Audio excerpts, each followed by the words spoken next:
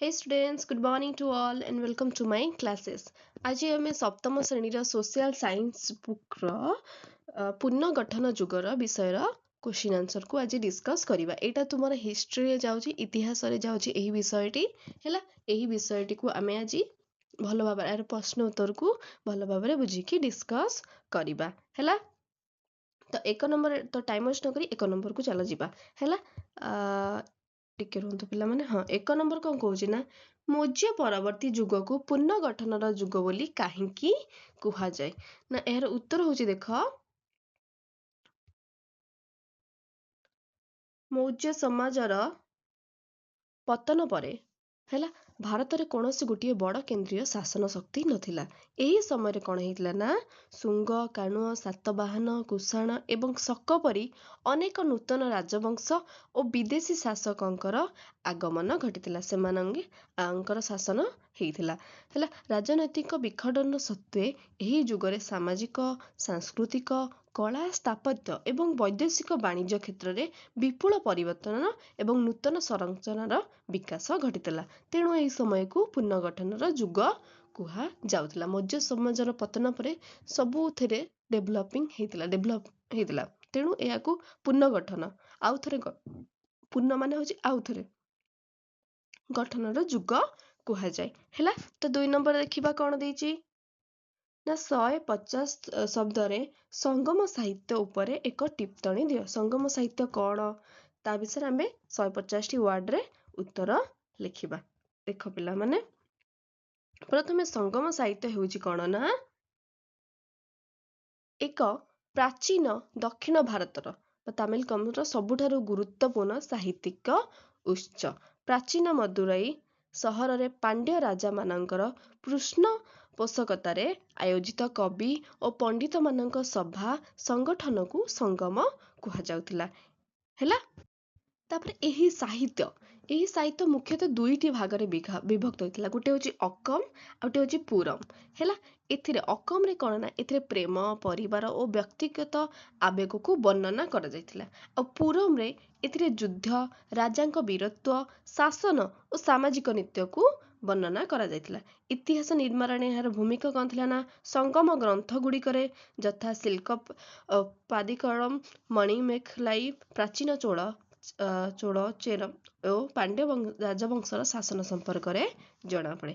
ସାମାଜିକ ଓ ବାଣିଜ୍ୟିକ ସ୍ଥିତି କ'ଣ ଥିଲା ନା ଏଥିରୁ ଉତ୍କାଳୀନ ତାମିଲ ସମାଜର ଲୋକକଳା, କୃଷି, ସମୁଦ୍ର ପାର୍ଶ୍ୱବର୍ତ୍ତୀ ବାଣିଜ୍ୟ ଏବଂ ସାଧାରଣ ଜୀବନଯାପନର ପ୍ରାଞ୍ଜଳ ଛବି ମଧ୍ୟ ଏଥିରୁ ମିଳିଥାଏ ହେଲା।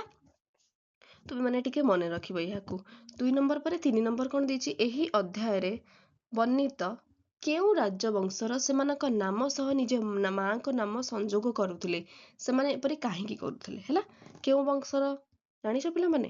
କ'ଣ ହେବ ନା ଦେଖ, ସାତବାହନ ରାଜବଂଶ ଗୋଟେ ଥିଲେ, ସେଇମାନେ ହିଁ ତାଙ୍କ ମାଙ୍କ ନାମରେ ଯୋଡ଼ିକି ନିଜ ନାମକୁ ଲେଖୁଥିଲେ ହେଲା। ସାତବାହନ ରାଜବଂଶ ଯଥା ତାଙ୍କର ନାମ ଗୌତମୀ ପୁତ୍ର ସାତକର୍ଣ୍ଣୀ, ବାସିଷ୍ଠୀ ପୁତ୍ର ବୁର୍ମାବୀ ହେଲା। ତାଙ୍କ ମା ସବୁଙ୍କର ନାମ ପୂର୍ବରୁ ଅଛି। ଏହାର କାରଣ କ'ଣ ଥିଲା, ସେ ଏପରି କାହିଁକି କରୁଥିଲେ ନା କାରଣ ସେତେବେଳରେ ସମାଜରେ ମା ଏବଂ ମହିଳାମାନଙ୍କୁ ସର୍ବୋଚ୍ଚ ବହୁତ ଅଧିକ ସମ୍ମାନ ଓ ଗୁରୁତ୍ୱ ଦେବା ପାଇଁ ହେଲା ଦେଉଥିଲେ। ତେଣୁ ମାତୃକଳାର ଆଭିଜାତ ପବିତ୍ରତା ଏବଂ ବଂଶାନୁକ୍ରମିକ ପରିଚୟକୁ ମଧ୍ୟ ଗୌରବାନ୍ୱିତ କରିବା ପାଇଁ ମଧ୍ୟ ସେ ଦେଉଥିଲେ ହେଲା।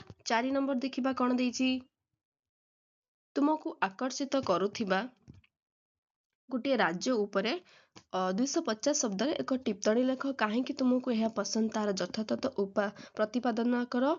ତୁମର ଟିପ୍ପଣୀ ଶ୍ରେଣୀରେ ଉପସ୍ଥାପନ କରିବା ପରେ ତୁମ ଅନ୍ୟ ସହପାଠୀଙ୍କ କେଉଁ ରାଜ୍ୟକୁ ଅଧିକ ପସନ୍ଦ କରୁଛନ୍ତି ଅନୁଧ୍ୟାନ କର। ଆଚ୍ଛା ଲେଖ, ଗୋଟିଏ ରାଜବଂଶର ଲେଖିଛି ସମାଜର ମତେ ମୌର୍ଯ୍ୟ ରାଜ୍ୟ ହେଲା। ମୌର୍ଯ୍ୟ ରାଜ୍ୟ, ଟିକେ ରୁହ ପିଲାମାନେ, ମୋତେ ମୌର୍ଯ୍ୟ ରାଜ୍ୟ ସବୁଠାରୁ ଅଧିକ ଆକର୍ଷିତ କରୁଛି କାରଣ ଚନ୍ଦ୍ରଗୁପ୍ତ ମୌର୍ଯ୍ୟ ନାଁ ଶୁଣିଥିବ ତୁମେ ଏବଂ ଆଚାର୍ଯ୍ୟ ଚାଣକ୍ୟଙ୍କ ଦ୍ୱାରା ପ୍ରତିଷ୍ଠିତ ଏହି ସାମ୍ରାଜ୍ୟ ପ୍ରଥମେ କରି ସମଗ୍ର ଭାରତକୁ ଏକ ଶାସନ ପ୍ରଣାଳୀରେ ବାନ୍ଧିଥିଲା। ଏହି ସାମ୍ରାଜ୍ୟରେ କ'ଣ ହେଇଥିଲା ନା ମହାନ ଶାସକ ସମ୍ରାଟ ଅଶୋକଙ୍କ ଧର୍ମନୀତି ହେଲା, ଅହିଂସା ଏବଂ କଲ୍ୟାଣକାରୀ ଶାସନ ମତେ ବହୁତ ପ୍ରଭାବିତ କରିଥିଲା। ଏଇଟା ଧର୍ମ ହବ ହେଲା ପିଲାମାନେ, ଧର୍ମ। ଓକେ, ତାଙ୍କର ଶିଳାଲେଖ ଓ ସ୍ତମ୍ଭ ଗୁଡ଼ିକ ଆଜି ବି ଭାରତୀୟ ସଂସ୍କୃତିର ଗୌରବ। ଏହି କାରଣରୁ ମୋର ପ୍ରିୟ ରାଜ୍ୟ ଏଇଟା ହଉଛି ସାମ୍ରାଜ୍ୟ ହେଲା, ତୁମେ ଏହିପରି ଲେଖିପାରିବ। ନେକ୍ସଟ 5 ନମ୍ବର, ମନେକର ତୁମର ଏକ ସ୍ୱତନ୍ତ୍ର ରାଜ୍ୟ ସୃଷ୍ଟି କରିବାର ସୁଯୋଗ ଅଛି। ତୁମେ ଏଥିପାଇଁ କେଉଁ ରାଜକୀୟ ପ୍ରତୀକ ବାଛିବ ଏବଂ କାହିଁକି ବାଛିବ? ଶାସକ ଭାବରେ ତୁମେ କେଉଁ ଉପାଧିରେ ଭୂଷିତ ହେବାକୁ ଚାହିଁବ?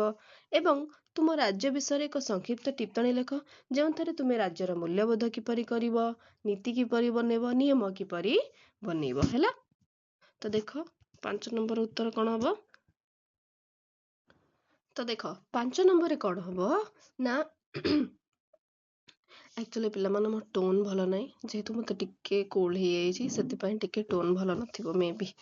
ଓକେ, ଆଞ୍ଚଳିକ ପ୍ରଦେଶରେ କ'ଣ ତୁମେ ଲେଖିପାରିବ? ଦେଖ କେଉଁଠି ତୁମେ ଆଗେ ତୁମ ମାନେ ତୁମ ସାମ୍ରାଜ୍ୟକୁ ସ୍ଥାପନ କରିବ। ଦେଖ ରାଜ୍ୟଟିକୁ ପ୍ରଥମେ ନଦୀକୂଳିଆ ଏବଂ ପ୍ରାକୃତିକ ସମ୍ପଦରେ ଭରା ଅଞ୍ଚଳକୁ ବାଛିବି, ଯାହାଫଳରେ କୃଷି ଓ ବାଣିଜ୍ୟ ସହଜ ହୋଇପାରିବ ହେଲା। ଉପାଧି ଭୂଷଣ କ'ଣ କରିବ? ତୁମେ ନିଜକୁ କ'ଣ କହିବ ନା, ସେଠି ଦେଖ ମୁଁ ପ୍ରଜାପାଳକ ବା ଲୋକସେବକ ଭାବରେ ପରିଚିତ ହେବାକୁ ଚାହିଁବି, ଶାସକ ଭାବେ ନୁହଁ, ରାଜା ଭାବେ ନୁହଁ। ମୂଲ୍ୟବୋଧ ଆଉ ନୀତି, ସମାନତା ଓ ନ୍ୟାୟ ରଖିବି ସମସ୍ତଙ୍କ ମଧ୍ୟରେ, ଜାତି ଧର୍ମ ନିର୍ବିଶେଷରେ ସମସ୍ତଙ୍କୁ ସମାନ ଅଧିକାର ଯେପରି ମିଳିବ, ଏବଂ ଶିକ୍ଷା ଓ ସ୍ୱାସ୍ଥ୍ୟ ପ୍ରତ୍ୟେକ ନାଗରିକ ମାନଙ୍କର ପାଇଁ ମାଗଣା ଶିକ୍ଷା ଓ ସ୍ୱାସ୍ଥ୍ୟ ସେବା ରହିବା ଦରକାର ହେଲା। ପରିବେଶ ସୁରକ୍ଷା କିପରି ରଖିବ ନା, ଗଛଲତା ଓ ଜଙ୍ଗଲ ସୁରକ୍ଷା ପାଇଁ କଠୋର ନିୟମ ଲାଗୁ କରିବ। ତ ତୁମେ ଏଇପରି ଭାବରେ ଯେତେବେଳେ ନିଜ ରାଜ୍ୟ ସୃଷ୍ଟି କରିବ, ଏଇପରି ଭାବରେ କିଛି ରୁଲ୍ କିଛି ନିୟମ ସବୁ ବନେଇ ପାରିବ ହେଲା। 5 ନମ୍ବର ପରେ 6 ନମ୍ବରକୁ ଦେଖିବା କ'ଣ ଦେଇଛି। ତୁମେ ପରବର୍ତ୍ତୀ ମୌର୍ଯ୍ୟ ଯୁଗର ସ୍ଥାପତ୍ୟ କଳାର ବିକାଶ ସମୟ ସମ୍ପର୍କରେ ପଢ଼ିଛ। ଭାରତୀୟ ଉପମହାଦେଶର ଏକ ରୂପରେଖ ପ୍ରସ୍ତୁତ କର ଏବଂ ଏହି ପାଠରେ ପଢ଼ିଥିବା କିଛି ପ୍ରାଚୀନ ସଂରଚନା ଆନୁମାନିକ ଅବସ୍ଥାକୁ ଚିହ୍ନା। ଚାଲ ଦେଖିବା କୋଉଠି କ'ଣ କ'ଣ ସେ ସବୁ ସ୍ଥାପନା କରିଛନ୍ତି ଆଉ କେଉଁଠି ସ୍ଥାପନା କରିଛନ୍ତି ହେଲା। 6 ନମ୍ବର ଦେଖିବା। ଦେଖ ମୌର୍ଯ୍ୟ ପରବର୍ତ୍ତୀ ଯୁଗର ପ୍ରସିଦ୍ଧ ପ୍ରାଚୀନ ସଂରଚନା ଓ ସେଗୁଡ଼ିକର ଅବସ୍ଥାନ ସବୁ କେଉଁଠି ହେଲା। ଦେଖ ଆମ ଓଡ଼ିଶାରେ ବି ମଧ୍ୟ ଅଛି ତାଙ୍କର ଗୋଟେ ପ୍ରାଚୀନ ସଂରଚନା। ଦେଖ ତମେ ଶୁଣିଥିବ ଉଦୟଗିରି, ଖଣ୍ଡଗିରି ହେଲା। ପିଲାମାନେ ଟିକେ ଏଠି ଗୋଟେ ସ୍ପେଲିଂ ଟିକେ ମିଷ୍ଟେକ୍ ରହୁଛି, ତୁମେ ମାନେ ଟିକେ ଠିକ୍ କରିଦବ। ମୁଁ ଲେଖିଦଉଛି, ତୁମେ ମାନେ ଠିକ୍ କରିଦବ ହେଲା। ଦେଖ ପ୍ରଥମେ ଅଛି ଉଦୟଗିରି ଆଉ ଖଣ୍ଡଗିରି ଗୁମ୍ଫା ହେଲା। ଏଟା ଗୁମ୍ଫା ଲେଖା ହବ ପିଲାମାନେ, ଗୁମ୍ଫା ହେଲା। ଉଦୟଗିରି ଏବଂ ଖଣ୍ଡଗିରି ଗୁମ୍ଫା ଆଉ ବାରହୁତ ସ୍ତୂପ ହଉଛି ମଧ୍ୟପ୍ରଦେଶରେ, ମଧ୍ୟପ୍ରଦେଶ ହେଲା, ମଧ୍ୟପ୍ରଦେଶରେ। ଆଉ ସାଞ୍ଚି ସ୍ତୂପ ମଧ୍ୟ ମଧ୍ୟପ୍ରଦେଶରେ। ଭାଜା ସ୍ତୂପ ହଉଛି ମହାରାଷ୍ଟ୍ରରେ, ମହାରାଷ୍ଟ୍ର।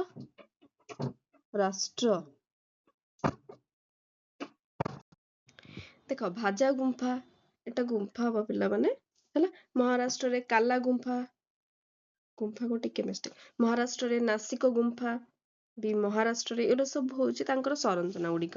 ଅମରାବତୀ ସ୍ତୂପ ଆନ୍ଧ୍ରପ୍ରଦେଶରେ ହେଲା, ଆନ୍ଧ୍ରପ୍ରଦେଶ। ଟିକେ ସ୍ପେଲିଂ ମିଷ୍ଟେକ୍ ଅଛି, ମୁଁ ଲେଖିଦଉଛି, ତୁମେ ମାନେ ଟିକେ ଠିକ୍ କରିଦିଅ, ଆନ୍ଧ୍ରପ୍ରଦେଶରେ ହେଲା।